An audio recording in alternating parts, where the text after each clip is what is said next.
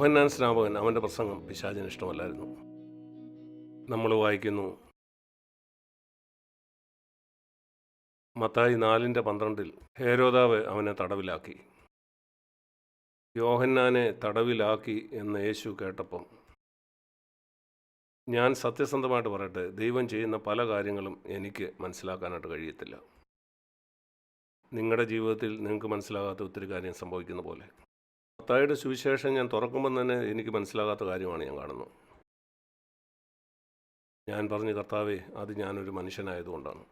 മാനുഷിക രീതിയിലാണ് ഞാൻ ചിന്തിക്കുന്നത്. ദൈവത്തിന് ഇതിൻ്റെ മുഴുവൻ ചിത്രവും കാണാനായിട്ട് കഴിയും. ആരംഭത്തിൽ തന്നെ അതിൻ്റെ അവസാനം കാണാൻ കഴിയും. 6000 വർഷമായിട്ട് മനുഷ്യൻ്റെ ചരിത്രം, ഈ ലോകത്തിലുള്ള കോടാകോടി ആളുകളെ അവൻ കാണുന്നു. അവൻ ചിന്തിക്കുന്നത് മറ്റൊരു തരത്തിലാണ്. ഉദാഹരണത്തിന്, എൻ്റെ 2-3 വയസ്സുള്ള കുഞ്ഞ്, അവനെ ഞാൻ ചിന്തിക്കുന്ന പോലല്ല അവൻ്റെ ചിന്തകൾ. ഞാൻ കുറച്ചുകൂടെ വിശാലമായിട്ട് കാണുന്നു, അവൻ ചെറിയ കാര്യമാണ് കാണുന്നത്. ദൈവം ഇതുപോലാണ്. ഞാൻ അവൻ്റെ മുമ്പിൽ ഒരു കുഞ്ഞാണ്. ദൈവം മുഴുവനായിട്ട് കാണുന്നു. ഞാനൊരു ഉദാഹരണം പറയാം. എന്തുകൊണ്ടാണ് യോഹന്നാനെ തടവിലാക്കിയത്? ഇത്ര ശക്തമായിട്ട് ദൈവവചനം പറഞ്ഞ മനുഷ്യനെ ദൈവത്തിന് ഹേരോദാവിനെ കൊല്ലാൻ കഴിയില്ലായിരുന്നു. എന്നിട്ട് യോഹന്നാൻ പ്രസംഗിക്കേണ്ടതെന്ന് വെക്കത്തില്ലായിരുന്നു. ഞാനാണെങ്കിൽ അങ്ങനെ ചെയ്യൂ. ദൈവം പറഞ്ഞില്ല, ഹേരോദാവ് ജീവിക്കട്ടെ, ഹേരോദാവ് യോഹന്നാനെ കൊല്ലട്ടെ. എന്നെ സംബന്ധിച്ചത് ഭ്രാന്തമായൊരു കാര്യമാണ്. നിങ്ങൾക്ക് അങ്ങനെ തോന്നുന്നില്ലേ? എന്നാൽ അങ്ങനെയല്ല. കാരണം എനിക്ക് ദൈവത്തിൻ്റെ ജ്ഞാനമില്ല. ഈ കാര്യം നമുക്ക് വിവരിക്കാൻ കഴിയുമോ? ഞാൻ മറ്റൊരു ഉദാഹരണം പറയാം.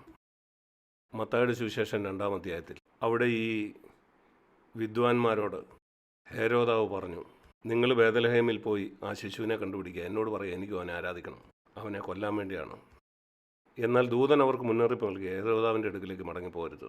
അവർ രക്ഷപ്പെട്ടു പോയി. ഹേരോദാവ് കാത്ത് അനേക നാളുകൾ, കുറഞ്ഞ പക്ഷം ചില മാസങ്ങൾ. എന്നാൽ ഹേരോദാവിന് മനസ്സിലായി, വിദ്വാൻമാർ അവനെ കളിയാക്കിയെന്ന്. യഹൂദന്മാരുടെ രാജാവായിട്ടൊരു ശിശു ജനിച്ചിട്ടുണ്ട്, അവന് എന്നെ രാജസ്ഥാനത്ത് നിന്ന് മാറ്റും. അവനെന്താ ചെയ്തതെന്നറിയാമോ? ഇവിടെ മത്തായിയുടെ സുവിശേഷം 2-ാം അധ്യായത്തിൽ നിങ്ങൾക്കറിയാമല്ലോ, അത് അവൻ പട്ടാളക്കാരെ അയച്ചു ബേത്ലഹേമിൽ 2 വയസ്സിന് താഴെയുള്ള സകല കുഞ്ഞുങ്ങളെയും കൊല്ലുവാനായിട്ട്. നിങ്ങൾ ചിന്തിച്ചു നോക്കൂ, ഒരു ചെറിയ പട്ടണത്തിൽ അവിടെ 2 വയസ്സിന് താഴെയുള്ള എല്ലാവരെയും കൊല്ലുന്നു. ഞാൻ ചോദിച്ചു, കർത്താവേ, എന്തുകൊണ്ട്?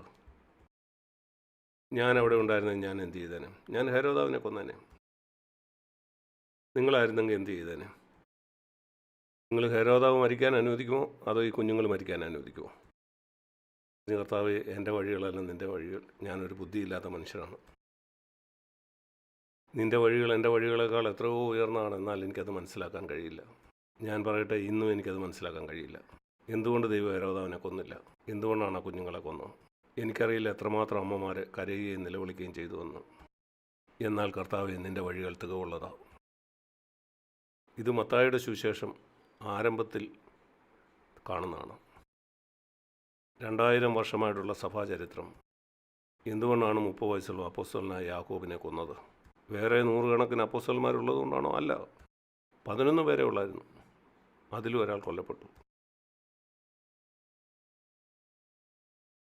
എനിക്ക് മനസ്സിലാവുന്നില്ല. ചില ദിവസത്തിന് ശേഷം ദൂതൻ വന്ന് പത്രോസിനെ അവിടുന്ന് രക്ഷിച്ചു. 3 ദിവസം മുമ്പ് യാക്കോബിനെ എന്തുകൊണ്ട് രക്ഷിച്ചില്ല? ഞാനായിരുന്നേ അങ്ങനെ ചെയ്തേനെ. എന്നാൽ ദൈവം ചെയ്തില്ല. അവൻ പറഞ്ഞു, ഇല്ല, യാക്കോബിൻ്റെ സമയം കഴിഞ്ഞു. പ്രിയ സഹോദരി സഹോദരന്മാരെ, ഞാൻ ഈ ഉദാഹരണം നിങ്ങളോട് പറയുന്നത്, ഇതുപോലുള്ള കാര്യങ്ങൾ നിങ്ങളുടെ ജീവിതത്തിലും സംഭവിക്കാൻ സാധ്യതയുണ്ട്. നിങ്ങൾ പറയും, ഞാനായിരുന്നെങ്കിൽ ഞാൻ ചെയ്യത്തില്ല. ശരിയാണ്. എന്നാൽ സത്യസന്ധമായിട്ട് നിങ്ങൾ ദൈവത്തിൻ്റെ ഹിതത്തിൽ ജീവിച്ചാൽ, അവനെ വിശ്വസിച്ചുകൊണ്ട്, അവനെ മാനിച്ചുകൊണ്ട്, നിങ്ങൾക്ക് മനസ്സിലാകാൻ കഴിയാത്ത ഒത്തിരി കാര്യങ്ങൾ നിങ്ങളുടെ ജീവിതത്തിൽ സംഭവിക്കാം. ഒരുപക്ഷെ നിങ്ങൾക്കൊരു രോഗിയായ കുഞ്ഞുണ്ടായിരിക്കാം. നിങ്ങൾക്കറിയില്ല ദൈവം എന്തുകൊണ്ടാണ് ഇങ്ങനൊരു കുഞ്ഞിനെ തന്നോ.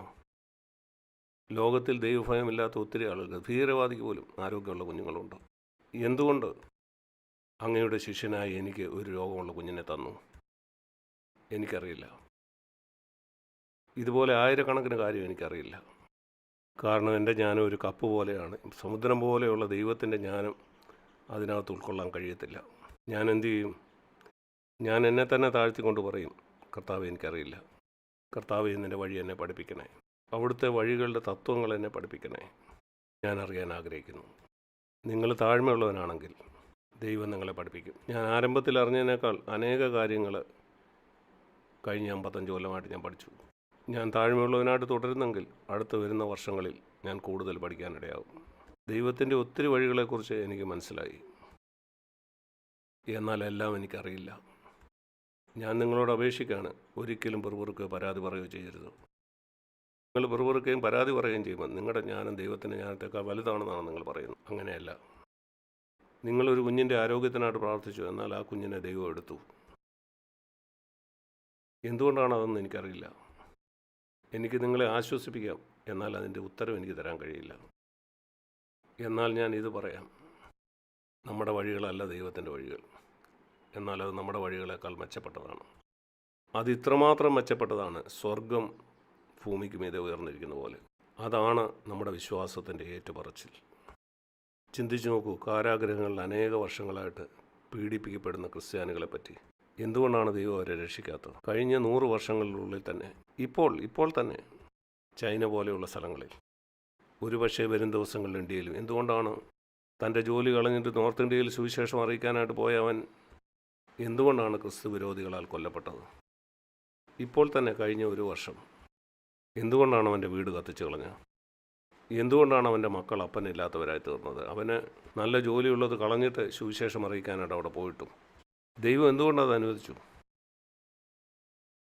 ഞാൻ പറയും, കർത്താവേ, എനിക്കറിയില്ല.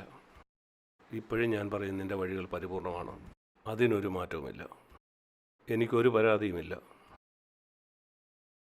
എൻ്റെ പ്രിയ സഹോദരിസ്വാന്മാരെ, ഞാൻ നിങ്ങളോട് പറയട്ടെ, ഇതിൽ നിങ്ങൾക്ക് ദൈവത്തെ സംശയമുണ്ടെങ്കിൽ കർത്താവിനെ അനുഗമിക്കുന്ന കാര്യത്തിൽ നിങ്ങൾക്ക് ഗുരുതരമായ പ്രശ്നങ്ങളുണ്ടാവും.